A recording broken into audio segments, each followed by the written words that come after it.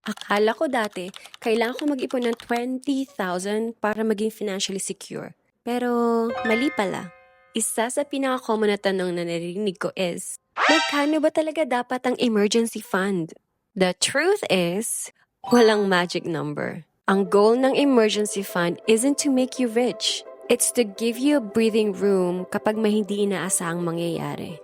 Usually, aim for 3 to 6 months of your usual essential expenses. So, kung ang kailangan mo every month ay 3,000 para mabayaran ng rent, pagkain, bills, at iba pang essentials, your target could be around 9,000 to 18,000.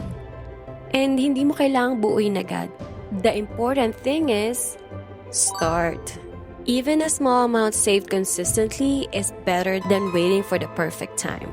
Financial peace doesn't come from one big deposit. It comes from building good habits, one payday at a time.